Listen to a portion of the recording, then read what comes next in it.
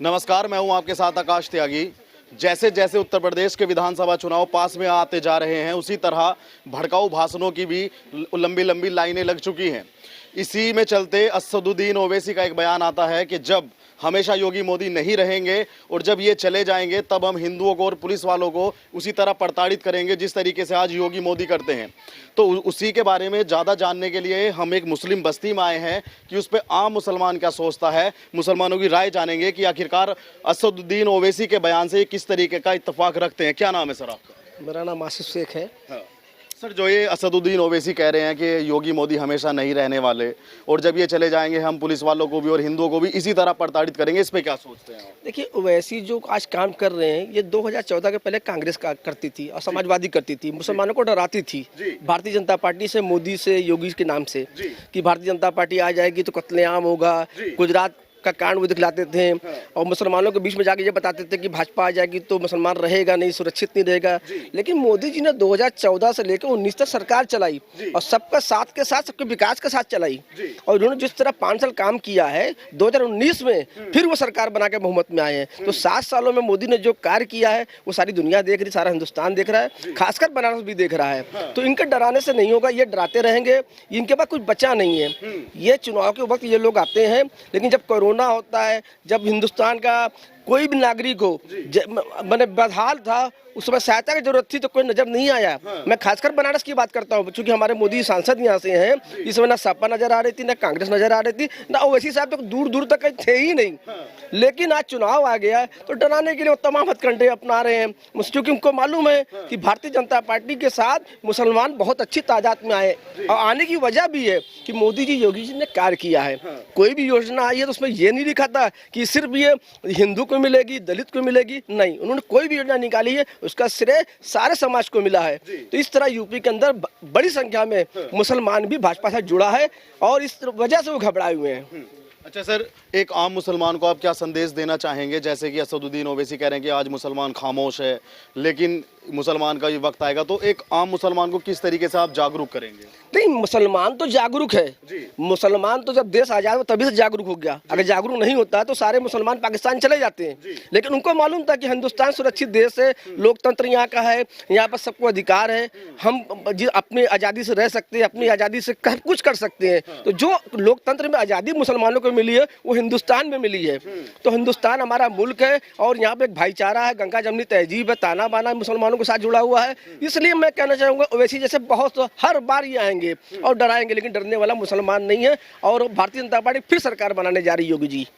Sir, Asaduddin Owaisi एक बात और बोलते हैं कि आज मुसलमान टोपी लगा के रास्ते में नहीं निकल सकता और हम यहाँ देख रहे हैं कि टोपी लगाई हुई है, तो मुसलमानों को डराने का। और मैंने कहा ना कि वो डराएंगे। वो भले बताइए उनका अस्तित्व क्या है यूपी के अंदर, एक सीट भी नहीं निकाल पाएंगे वो सिर्फ आ रहे हैं मुसलमानों को डराने के, मुसलमानों का नेता बनने के लिए। मुसलमान का नेता कोई नहीं है। मुसलमान अपना नेता किसी को नहीं मानता, सिवाय अल्लाह को मानता है अपना। उसके बाद अगर लोकतंत्र के आते हैं तो जिसकी सरकार काम अच्छा करेगी हम उसको मानते हैं। और रही बात मुसलमानों का सबसे पीछे करने का काम किया तो कांग्रेस पार्टी ने किया है और दूसरा यूपी में समाजवादी पार्टी ने किया, बहुजन ने किया है। इनकी सरकार बनती है, इन्होंने मुसलमानों के लिए क्या किया मैं पूछना चाहता हूँ। एक हज हाउस तो उन्होंने दे नहीं पाए।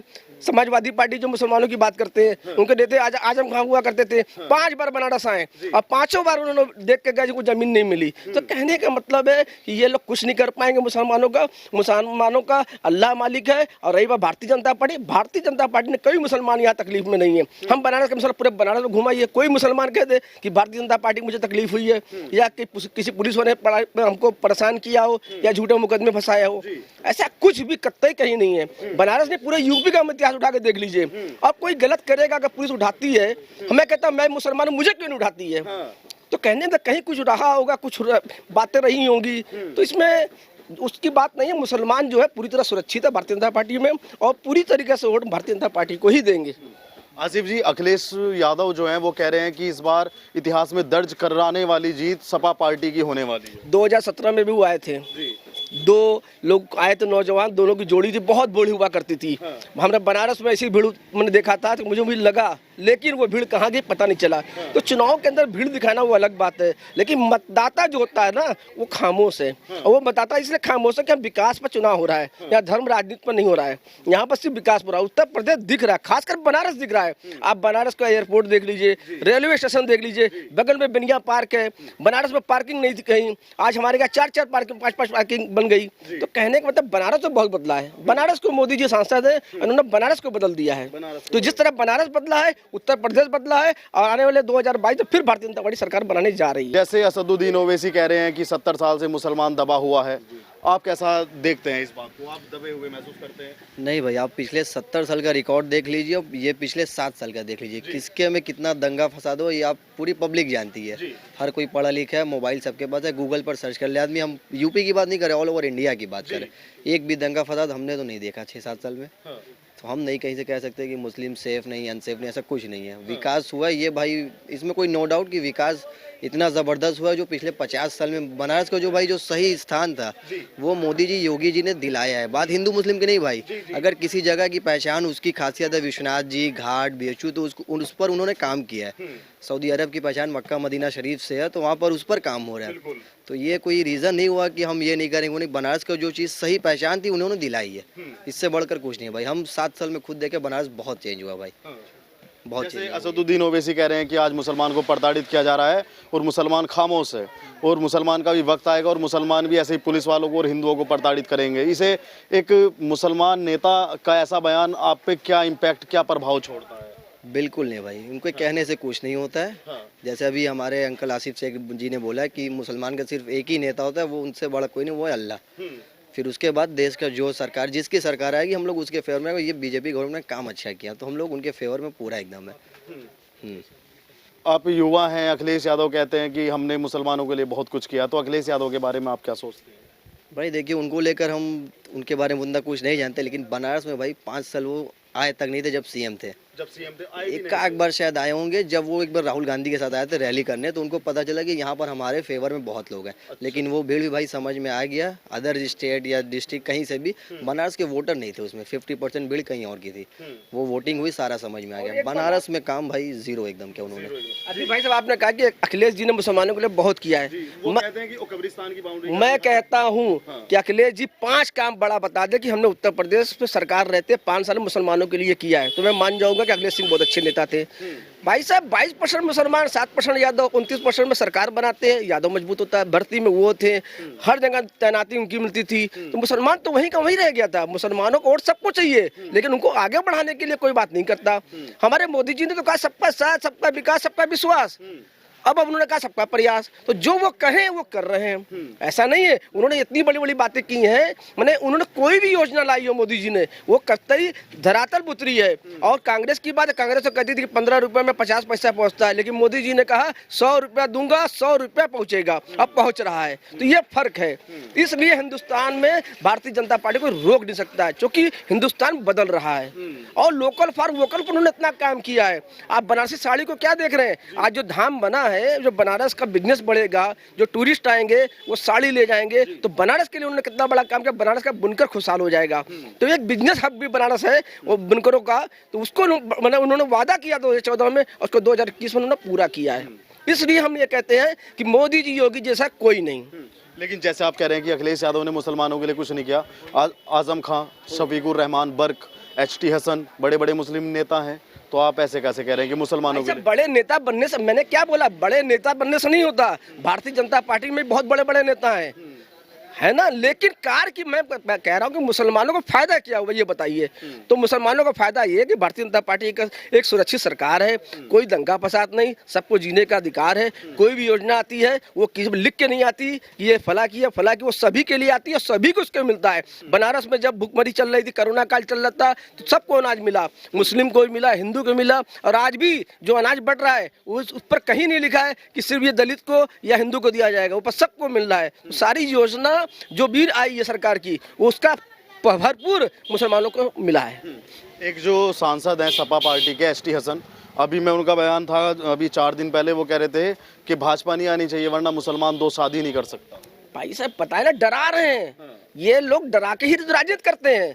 मैं कह रहा हूं कि आजम खां बहुत बड़े बड़े पूरे यूपी के अंदर समाजवादी मुझसे बड़ा कोई नेता नहीं था, लेकिन उन्होंने मुसलमानों के लिए क्या किया है मैं बता दूं, पूछता हूं आपके मंच के माध्यम से, आपके चैनल के माध्यम से पूछता हूं कि आजम खान ने मुसलमानों के लिए क्या किया? मुसलमानों के लिए किसी ने नहीं कुछ किया। अगर आज किया होते तो मुसलमान बहुत आगे होता। मुसलमान को शिक्षा से दूर रखा गया, क्योंकि जाहिल रहेंगे तो ये माने आगे नहीं बढ़ेंगे। आज हमारे क्या कोई आगे नहीं था, लेकिन मोदी जी आए, उन्होंने कहा एक हाथ में कुरान होगा और एक हाथ में कंप्यूटर होगा। क्यों कहा था? कि जब हमारा बच्चा मदरसे में माने कुरान पढ़ेगा और साथ साथ कंप्यूटर की तालीम पढ़ेगा तो वो आगे बढ़ेगा। जब वो आगे बढ़ेगा तो उसको तालीम मिलेगी। इसलिए हम कहते हैं कि जो भारतीय जनता पार्टी कहती है वो करती है। और मुसलमानों का कोई भी राजनीतिक संगठन हो, किसी ने साथ नहीं दिया। कांग्रेस जमाने में बुखारी हुआ करते थे, दिल्ली में जामा मस्जिद से वो जो ऐलान करते थे पूरा हिंदुस्तान मानता था, लेकिन क्या हुआ? मुसलमान आगे क्यों नहीं बढ़ा? तो सारी सरकारों ने मुसलमानों का शोषण किया है। आज यही वजह है कि आज सिर्फ फिर वो आगे चुनाव में डराने कि ऐसा हो जाएगा वैसा हो जाएगा, तो ऐसा कुछ नहीं है। भारतीय जनता पार्टी पूरी तरीके से मुसलमान भारतीय जनता पार्टी के साथ है। मगर मोदी जी का बहुत धन्यवाद है योगी जी का कि बनारस हम लोग को देखने को मिल रहा है कि जो हम लोग बड़े बड़े शहरों में देखते रहे, अब अपने बनारस में हम लोग देख रहे हैं। अब देख रहे हैं हमारी बेटियां बाग है, देखने काबिल लग रही है कि जैसे हम लोग विदेश में हैं। आगे बेटियां बाग आगे और तरक्की करे और अच्छा है। अब मोदी जी का बड़ा सहयोग, योगी जी का, उनके बड़ा धन्यवाद हम लोग देंगे उनको कि काम बड़ा अच्छा कर रहे हैं। भारतीय जनता पार्टी जो है विकास के मामले में बहुत ही आगे, हम लोग उनके साथ हैं। सर, असदुद्दीन ओवैसी का एक बयान आता है। असदुद्दीन ओवैसी कह रहे हैं कि मुस्लिम पे इतना अत्याचार किया योगी और मोदी ने, और ये हमेशा तो रहने वाले हैं नहीं, ये बदलेंगे। जिस दिन ये बदलेंगे उस दिन मुसलमान पुलिस से भी और हिंदुओं से भी बदला लेगा। तो उनके बयान पे आप कैसा सोचते हैं? नहीं, देखिए ये तो राजनीति मामला है, ये तो वो जाने। हम लोग को देखिए कारोबार चाहिए, सुकून चाहिए, फायदा चाहिए और पेट है अपना। तो ये राजनीति मामला है, इसको तो हम नहीं कुछ कह सकते। मगर लिहाजा रह गया कि हम लोग को जो मोदी जी योगी जी के राज में मिल रहा है उससे हम लोग संतुष्ट हैं। और वैसे क्या बोल रहे हैं, योगी जी क्या बोल रहे हैं कि वो लोग जाने राजनीति मामला, इससे हम लोग दूर है। हम लोग है पब्लिक, हम लोग को चाहिए आसानी से बस। अच्छा सर, जैसे अखिलेश यादव भी बार बार कहते हैं कि मुस्लिम वोट जो है वो सब मेरे हैं, उस पे क्या सोचते हैं? वो तो आपको बता दें कि वो तो राजनीति है, रोटी सेकने वाला काम है, जिसकी रोटी जहाँ से सेक जाए। तो सबसे बड़ी बात है कि जो हम देखें योगी जी मोदी जी का देख रहे हैं तब तो उन्हीं के साथ न रहेंगे। ऐसे तो कहने को बहुत से लोग हैं, तो बात ही अलग है। तो वो राजनीति मुद्दा है। पब्लिक जो चाहे, पब्लिक जिसमें खुश है वो चीज को बता रहे हैं। क्या सर 5 साल में ये लगा कि योगी कोई मुस्लिम विरोधी काम करते हैं? नहीं, ऐसा कोई काम किया? नहीं, ऐसा कोई काम नहीं। ठीक है, सब ठीक लगा एकदम फर्स्ट क्लास। अच्छा, वो एक डर फैलाया जाता था कि योगी आ जाएगा तो खा जाएगा। ये देखिए, आप तो कहे कि आप हमारे दुश्मन हो, जब आप सामने हो तभी तो हम आपको पहचाने कि आप कौन हो। भारतीय जनता पार्टी का एक हुआ था, मगर जब भारतीय जनता पार्टी सामने आई समझ में आया कि हमारे दोस्त की दुश्मन है, वो हमारी दोस्त है।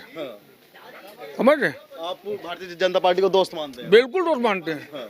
मतलब उनका दिली इकबाल हम करते हैं कि जो चीज देखने में आ रही है, जो चीज देखने में आ रही है, विकास चल रहा है और सब चीजें देखने आ रही है, तो सब अच्छा लग रहा है हम लोग को ना कि हमारे भी देश का नाम हो रहा है।